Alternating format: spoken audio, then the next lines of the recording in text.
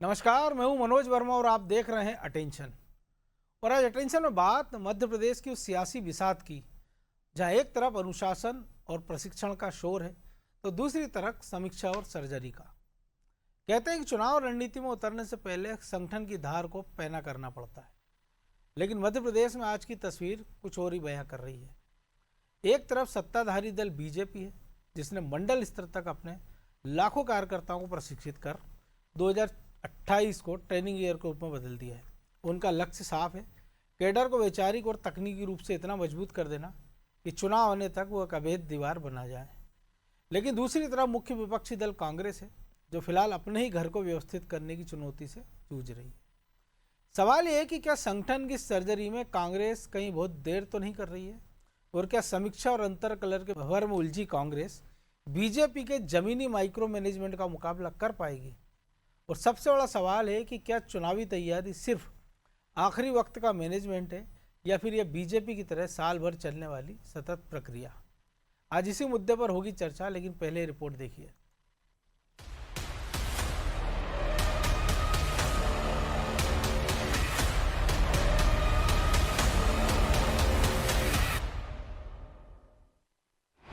Voter से पहले worker की तैयारी। 2028 में कौन पड़ेगा किस पर भारी। इंदौर में बीजेपी के वक्ता प्रशिक्षण कार्यशाला का दूसरा चरण पूरे जोर शोर के साथ शुरू हो चुका है। पहले चरण में 1313 मंडलों में व्यापक स्तर पर कार्यशालाएं आयोजित की गई थी। इससे साफ संकेत मिला कि पार्टी जमीनी ढांचे को मजबूत करने के लिए गंभीरता से काम कर रही है। अब दूसरे चरण में 6 अलग अलग राज्यों से नेता और प्रशिक्षक इसमें हिस्सा लेने पहुंच रहे हैं, जो इस अभियान को और व्यापक और प्रभावी बना रहे हैं। इस कार्यशाला का मकसद सिर्फ भाषण कला सिखाना नहीं है, बल्कि कार्यकर्ताओं को राजनीतिक मुद्दों की समझ, संवाद कौशल और जनता से जुड़ने के तरीके भी सिखाए जा रहे हैं। बीजेपी लगातार अपने कार्यकर्ताओं को अपडेट और प्रशिक्षित कर रही है, ताकि बूथ स्तर से लेकर प्रदेश स्तर तक हर कार्यकर्ता पार्टी की विचारधारा और रणनीति को मजबूती से जनता तक पहुंचा सके। राज्यों के 348 लोग आज कार्यशाला में आए हैं, जो हर विषय से पारंगत लोगों से अपनी विषय की जानकारी लेंगे और अपने प्रदेशों में, जिले में होने वाली कार्यशाला में हमारे कार्यकर्ताओं को उन विषय से अवगत कराएंगे, ताकि हर कार्यकर्ता तक भारतीय जनता पार्टी की विशेष कार्य पद्धति और हमारी विचारधारा कार्यकर्ता तक पहुंचे और हमारी एक जो विशेष पहचान है वो हर कार्यकर्ता में परिलक्षित हो। बीजेपी की संगठित और योजनाबद्ध रणनीति के बीच दूसरी ओर कांग्रेस की स्थिति कुछ अलग ही नजर आ रही है। पार्टी अभी तक अपने संगठन को स्थिर और मजबूत बनाने के लिए जूझती दिखाई दे रही है। हाल ही में हुई ब्लॉक और जिला अध्यक्षों की बैठकों के बाद ऐसी खबरें सामने आई हैं कि कई जिला अध्यक्षों के कामकाज पर सवाल उठे हैं और उन्हें हटाने तक की चर्चा हो रही है, लेकिन एक्शन अभी तक किसी पर नहीं हुआ। हालांकि इस पर कांग्रेस का क्या कहना है वो जान लीजिए। जो समीक्षा हुई है उसमें जो पार्टी के कार्यक्रम थे और उसकी इंटरनल जो क्रिएटिविटी थी, आंतरिक संरचना थी प्रोग्राम्स की, उसकी समीक्षा हुई है और उसमें ये तय हुआ है कि इसमें ये और सुधार की आवश्यकता है। बस इतनी बात है, कैसे और तेजी आए, कैसे संगठन और जीवन को और लोगों को छूता हुआ बने, गतिशीलता आए, विपक्ष की भूमिका और पैनी और धारदार हो जाए। तो इसके लिए जो और काम करने की आवश्यकता है उसके बारे में उन्हें बताया गया है। आने वाले 2028 के चुनावों को देखते हुए कांग्रेस के सामने सबसे बड़ी चुनौती है एक मजबूत और सक्रिय टीम तैयार करना, क्योंकि आज की राजनीति में मुकाबला सिर्फ बड़े नेताओं के नाम पर नहीं, बल्कि जमीनी स्तर पर काम करने वाले कार्यकर्ताओं और मजबूत संगठन के दम पर होता है। बीजेपी जहां इस दिशा में लगातार आगे बढ़ रही है, तो वहीं कांग्रेस अभी भी अपनी बुनियादी संरचना को लेकर संघर्ष करती नजर आ रही है। ऐसे में अब सवाल यही है कि 2028 में कौन किस पर भारी पड़ने जा रहा है। ब्यूरो रिपोर्ट, अनादि टीवी।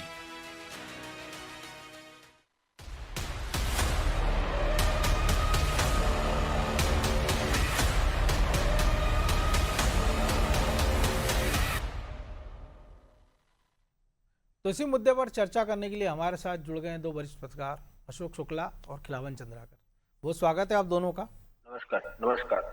तो शुक्ला जी, पहले आप ही से, एक तरफ हम देख रहे हैं कि एक ऐसी पार्टी जिसने मंडल से लेकर सीएम के कार्य तक एक साथ प्रशिक्षण की व्यवस्था कर रखी है, आज भी कई राज्यों के सीएम जुटे हैं, और दूसरी तरफ पार्टी है जो अपने आप को लीडर बेस्ड पार्टी मानती है।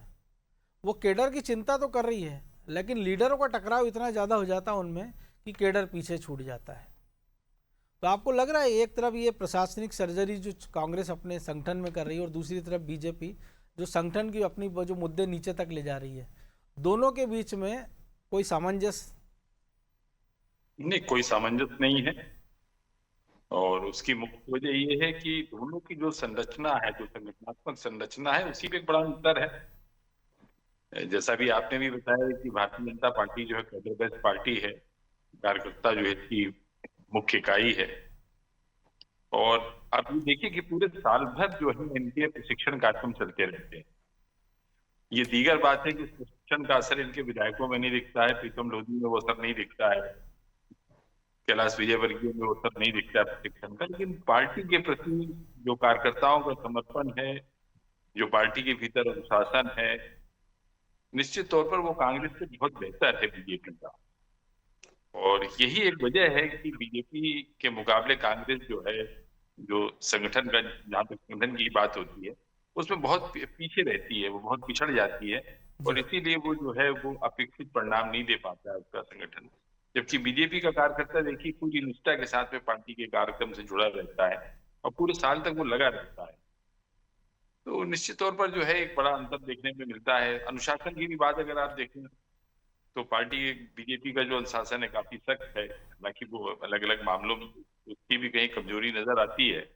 जैसे विजय शाह के मामले में उसकी कमजोरी नजर आती है, या संजय पाठक का जो मामला है उसमें उसकी कमजोरी नजर आती है, लेकिन कार्यकर्ताओं के मामले में बहुत सख्त है। पर हम लोगों ने देखा कि किस तरह से उमा भारती को पार्टी छोड़ के अलग होना पड़ा था, अलग जाना पड़ा था, बाहर जाना पड़ा था उनको।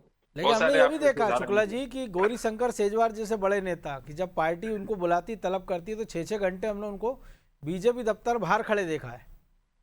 मैंने खुद भी देखा है, ये कैलाश जोशी जब थे और आपके कप्तान सिंह सोलंकी थे, उस समय भी मैंने देखा कि पार्टी जब कुछ सत्ता में नहीं थी तब भी इसका अनुशासन काफी सख्त था, और जब ये सत्ता में आई तो कई बार ऐसा होता है। और अभी प्रीतम लोधी को नोटिस मिला, हो सकता है एक दो दिन में खबर आ जाएगी दौड़ते भागते वो भी बीजेपी दफ्तर में नजर आए जी। नहीं, वो ठीक है। नारायण त्रिपाठी का मामला देखिए, नारायण त्रिपाठी को लंबे समय तक पार्टी ने बर्दाश्त किया। लेकिन अभी अगर आप बात कर रहे हैं कांग्रेस के संगठन की और बीजेपी के संगठन की, तो निश्चित तौर पर जो बीजेपी का संगठन है वो बेहतर है। इनके यहाँ प्रशिक्षण कार्यक्रम चलता रहता है, उसका बड़ा फायदा भी मिलता है पार्टी को, और ये इनके पास में सब कुछ है, संसाधन भी है इनके पास में, समर्पित कार्यकर्ता भी। कांग्रेस के पास में ना तो संसाधन है और ना समर्पित कार्यकर्ता है, और ना इस तरह की लीडरशिप रह गई है जिसकी बात सुनने के लिए कार्यकर्ता जो है तैयार हुए है। सबसे बड़ी बात यह है कि कार्यकर्ता अपने लीडर की बात सुनने का इच्छुक नहीं है, और इसी वजह से जो है बिखराव जो दिखता है, कांग्रेस के भीतर बिखराव दिखता है, जबकि भारतीय जनता पार्टी में वो बिखराव नहीं है, और इसी का बड़ा फायदा जो है चुनाव में बीजेपी को मिलता है। बिल्कुल। लेकिन खिलावन जी, एक और चीज हम देखते हैं कि आपके पास अगर लीडर बहुत अच्छे लेकिन काडर नहीं है तो आप सक्सेस हो नहीं सकते। कई राज्यों में हमने देखा है, ये बीजेपी के साथ भी हमने देखा है, कांग्रेस के साथ भी, या तमाम सारे जो नए दल कि जो किसी अभिनेता या किसी नेता के चेहरे पर बनकर आते हैं, लेकिन जब वो चुनावी मैदान में जाते हैं तो लीडर तो बहुत होगा इनका, काडर होता नहीं है, बूथ तक मैनेजमेंट होता नहीं। ये समस्या हमने कांग्रेस के साथ मध्य प्रदेश में भी देखी है। लेकिन बाकी लोग चिंता करते हैं कि अभी वोटर की चिंता करनी है 28 की, लेकिन आप काडर की चिंता कर रहे हैं 26 में। ये शायद एक बड़ा बेसिक फर्क है जिसपे शायद कांग्रेस को ध्यान देना होगा। देखिए मनोज जी, कांग्रेस और भाजपा में बहुत मूल अंतर यही है, या लंबे समय से हम और आप देख रहे हैं कि कांग्रेस जहां केडर लेस पार्टी हो गई है। पहले कांग्रेस में भी अच्छी लीडरशिप थी और केडर भी अच्छे थे, लेकिन अब नहीं बचा है। लेकिन भाजपा को देखें, निरंतर अपने केडर बेस पार्टी होने का निरंतर उदाहरण दे रही है, न सिर्फ मैदानी स्तर पर बल्कि चुनाव जीतने की क्षमता, लोगों के पास अपनी पहुंच बनाना, मतदाताओं तक पहुंच, जनता तक पहुंच, अपने कार्यक्रमों को, योजनाओं को सरकार के जनता तक पहुंचाना, ये सब बहुत शानदार संगठित होकर जो है संगठन की मजबूती को प्रदर्शित करते हुए पब्लिक तक जाते हैं। तो कुल मिलाकर के दोनों में यही अंतर है। और लंबे समय तक हम देख रहे हैं कांग्रेस प्रयास करती है अपने संगठन को मजबूत बनाने के लिए, जमीनी स्तर तक पहुंच बनाने के लिए, लेकिन अधिकतर फेल हो जाती है। अभी आपने देखा होगा कि संगठन सृजन अभियान चलता रहा लंबे समय तक, जिलाध्यक्षों को नियुक्ति कर दी गई, पूरे मेरे अंदाज से 63-64 जिलाध्यक्षों की नियुक्ति की गई जी। अब उनमें से 10-12 दर्जन भर लगभग जिलाध्यक्षों को अभी 6 महीने नहीं हुए और हटाने की कवायद से शुरू हो गई है। तो ये दोनों में अंतर है। और उनमें से कुछ विधायक काम हैं, करती है, क्योंकि आमतौर पर मान लीजिए जिलाध्यक्ष हो सकता नहीं सक्रिय, विधायक तो सक्रिय रहता है क्षेत्र में, वरना तो उसको अगला चुनाव भी लड़ना है। मूल बात यही है कि वो विधायकी देखे कि ये संगठन देखे, ये अंतर है।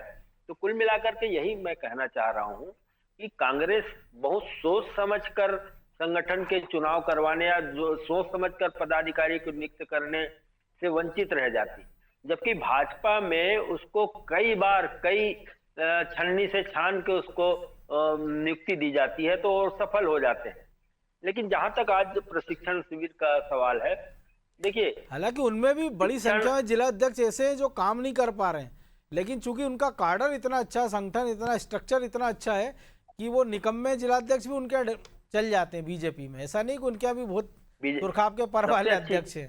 सबसे अच्छी व्यवस्था यही है बीजेपी में कि एकला चलो पार्टी नहीं है, एक आदमी पर आधारित नहीं है।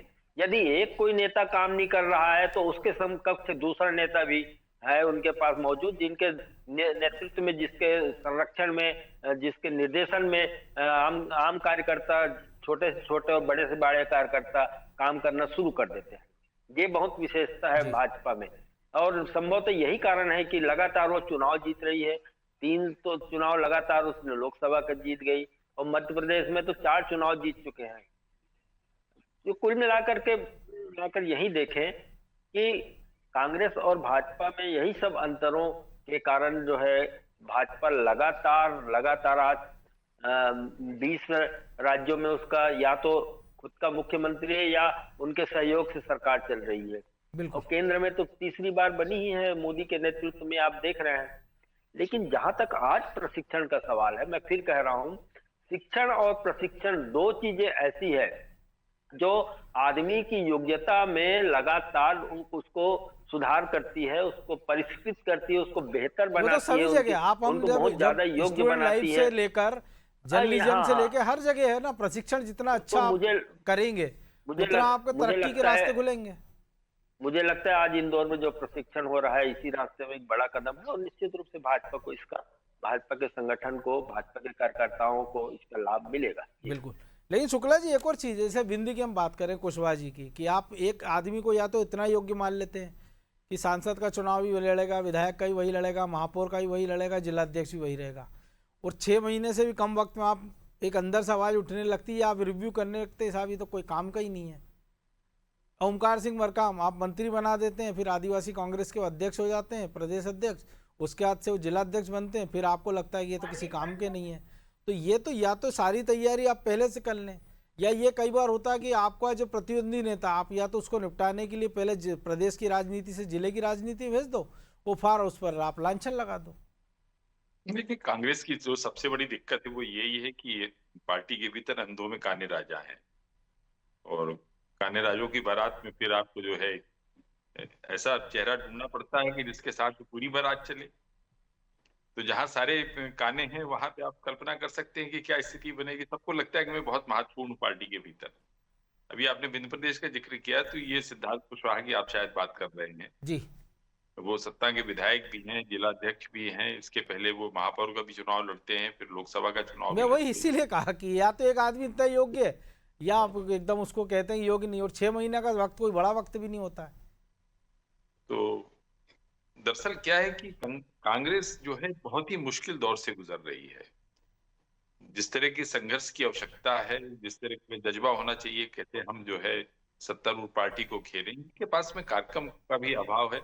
और जो सबसे महत्वपूर्ण बात है, संसाधन का अभाव। आपको लड़ने के लिए संसाधन चाहिए, कांग्रेस के पास में संसाधन नहीं है। और अगर आपके पास संसाधन नहीं है तो अब उस तरह के कार्यकर्ता नहीं बचे हैं कि वो साइकिल से निकलेंगे, गांव गांव जाएंगे, बस पैदल एक जाएंगे। एक थोड़ा सा अंतर है शुक्ला जी मेरे हिसाब से, जो मुझे लगता है शायद आप भी सहमत होंगे, कि संसाधन नेताओं के पास पर्याप्त हैं, पार्टी के पास नहीं है। नहीं, जिसके पास में संसाधन थे उसको आपने किनारे बैठा दिया, कमलनाथ को, और बाकी लोग अपना संसाधन अपने लिए उपयोग कर रहे हैं। अभी अगर राहुल सिंह को कहीं जाना है तो अपने भाई संसाधन का उपयोग इस करेंगे। इस इस लेवल पे तो जीतू पटवारी भी, उनसे अगर 19 नहीं है तो 17 भी नहीं है। अब सिंधिया जी तो बचे नहीं पार्टी में, कमलनाथ को आपने हाशिए पे डाल दिया। दिग्विजय सिंह जो है कोई अपने 2-3 चुनाव लड़ चुके हैं तो काफी खर्च हो गया होगा। तो ये है कि अब पार्टी जो है आर्थिक रूप से उतनी संपन्न नहीं है। और आपको जब तक कार्यकर्ताओं अगर आपको उपयोग करना है तो आपको कम से कम संसाधन तो उनको देना पड़ेगा। अपना पैसा खर्च करके अपने संसाधनों से पार्टी को खड़े करने का जज्बा कांग्रेसियों में तो नहीं बचा है। जी। और ये सबसे बड़ी कमजोरी है पार्टी की। तो संसाधन चाहिए, नेता चाहिए, कार्यक्रम चाहिए। और इन सब चीजों को अगर आप एक तरफ से इनकी सबकी समीक्षा करें तो ये अपने जो इनकी प्रमुख, जिससे इनको सबसे बड़ी राजनीतिक चुनौती का सामना करना पड़ रहा है, बीजेपी, उसके मुकाबले ये बहुत कमजोर है। और लेकिन जो अगर आपने कहा नेता कि संकल्प कर लें एक ही व्यक्ति तो को, क्या नहीं कर सकते भाई। जैसे अपने कई राज्यों के उदाहरण है, कर्नाटक में चली पार्टी संपन्न थी, लेकिन जैसे रेवंत रेड्डी ने जिस दम पे अपने सरकार बनाई तेलंगाना में, तो उनके पास तो उतने संसाधन नहीं थे, वो तो एबीवीपी के कार्यकर्ता हुआ करते थे बीजेपी के। तो नहीं आपको इस तरह दृढ़ के इच्छा आप, शक्ति, आपको लगे तो कि आपके वोटर को या आपके कार्यकर्ताओं की हमारा नेता ये लड़ने के लिए तैयार है, तो वो तो चना मुरमुरा खाकर भी पीछे लग हो जाएगा उसके। लेकिन उसको लग रहा है कि नेता तो आपस में लड़ रहा है, वो पार्टी के लिए संघर्ष नहीं कर रहा है, वो आपस में संघर्ष कर रहा है कि उसकी पोजीशन बनी रहे। तो एक ये भी बड़ी समस्या है कांग्रेस की कि निपटना इनको बीजेपी से, ये एक दूसरे को ही निपटाने में लगे रहते हैं। और अभी उनकी देखिए प्रायोरिटी भी जीतू, ऐसी कि पहले नंबर पे बीजेपी की जगह उनके अपने नेता, दूसरे पे मीडिया है, और तो फिर वही तो मैं कह बीजेपी रहा या हूँ आपसे कि तीसरा निपटना नंबर पे निपटना जो उनका निपटना निकटतम बीजेपी से प्रतिद्वंदी है। वो है। और ये आपस में निपटाने को लगे हुए। अच्छा, इसके अलावा एक चीज और है, मैं आपसे बताऊं। जी। जब आप हार से कोई सबक नहीं सीखते हैं तो आप लगातार हारते हैं। आप कांग्रेस को देखिए ना, कांग्रेस ने किस हार से कौन सा सबक सीखा है।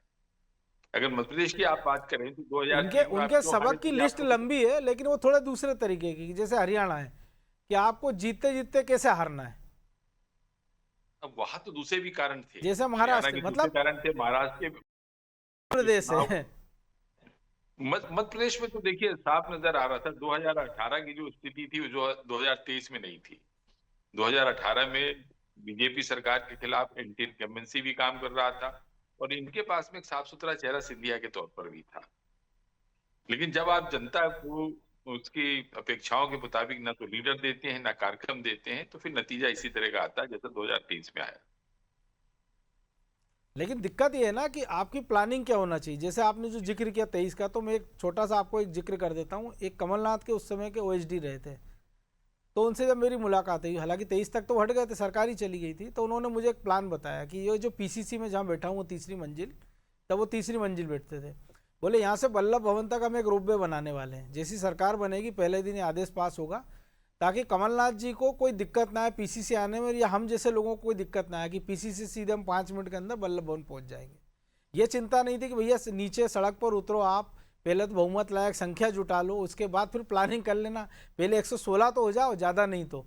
लेकिन प्लानिंग ये थी कि रोपवे बना लेंगे। लेकिन खिलावन जी, एक संकट जो है ना कांग्रेस का, वो 32 लाख वोटों का अंतर है। पिछली बार तो 50,000 वोटों का अंतर था 18 में, जिसको बीजेपी ने पाटा और 32 लाख तक ले गई है। अब इस अंतर को भी तो पाटना होगा ना, क्योंकि हर विधानसभा हिसाब से देख लेंगे अगर उसको हम, तो वो 10-15 हज़ार का अंतर होता है। तो पहले तो लीडरों को इस चिंता करना चाहिए कि उसका कार्डर इतना मजबूत हो जाए कि ये नीचे स्थिति संभाल ले। और दूसरा, जो एसआईआर में जिस प्रकार से नाम कटे हैं, जी खिलावन जी।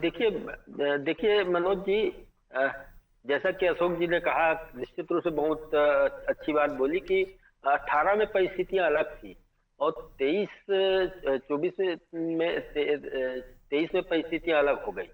तो कुल मिला के जो है चुनाव जीतने हारने को लेकर के परिस्थितियां बहुत महत्वपूर्ण होती है, और दूसरी महत्वपूर्ण बात होती है कि आपने कितनी तैयारियां कर रखी है, और चौथी बात तीसरी महत्वपूर्ण बात ये होती है कि आपके जेब में पैसा कितने हैं।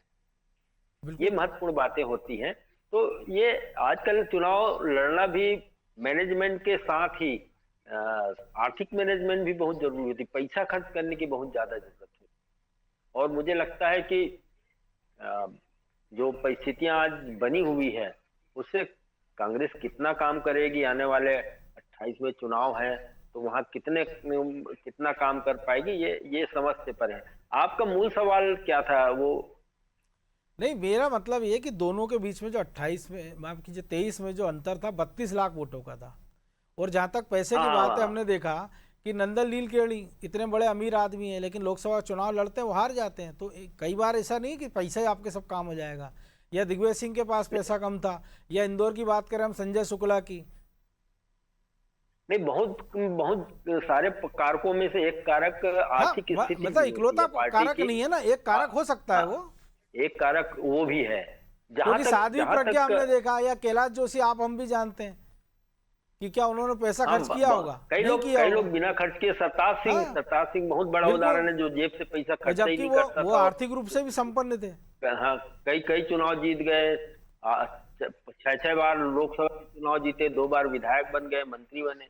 तो कुल मिलाकर के ऐसी परिस्थितियां होती है। जहां तक आपने मूल सवाल है आपका कि 50,000 से 30 लाख तक कैसे पहुंच गया अंतर, और जो अंतर है उसको कितना पाट पाएगी, ये आने वाली परिस्थितियां बना पाएगी। लेकिन वर्तमान में जो स्थिति है, मुझे नहीं लगता कि 28 के चुनाव की तैयारियों को लेकर के कांग्रेस बहुत ज्यादा गंभीर है। ये बिल्कुल दिखाई नहीं दे रहा है, क्योंकि न तो वो संगठन को मजबूत बनाने का प्रयास कर रहे हैं, ना तो ऐसे मास लीडर पैदा कर रहे हैं जिसके इशारे पर या जिसके कहने पर लोग वोट दे सके, या कोई चेहरा ऐसा नहीं बना रहे हैं जिस पर आकर्षित होकर प्रदेश के मतदाता उसको वोट देने के लिए तैयार हो जाए।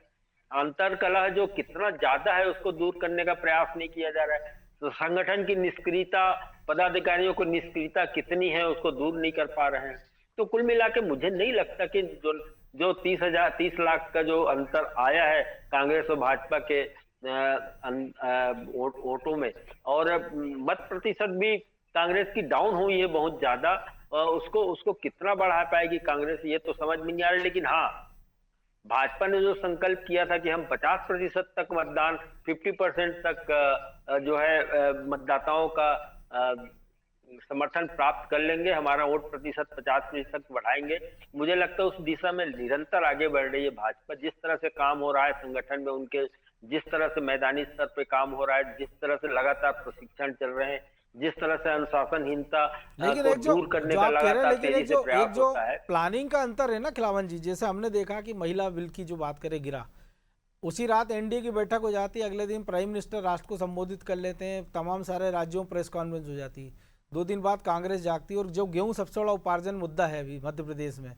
10 तारीख और 15 तारीख से शुरू होगा, और कांग्रेस के नेता अब 1 दिन का उपवास करेंगे कल भोपाल में। तो अब इससे अंदाज लगाइए कि जो दूसरे दौर की खरीदी को 9 दिन हो गए, पहले दौर की खरीदी को 14 दिन हो गए, तब वो जाग रही है, शायद कार्यक्रम पहले कर लेते। तो ये सबसे बड़ा संकट है कांग्रेस का कि बीजेपी 26 में 28 की तैयारी कर रही है और कांग्रेस 28 में 26 के बारे में सोचती है, और ये जो बड़ा अंतर है जिसको बांटना बहुत बड़ी जरूरी है।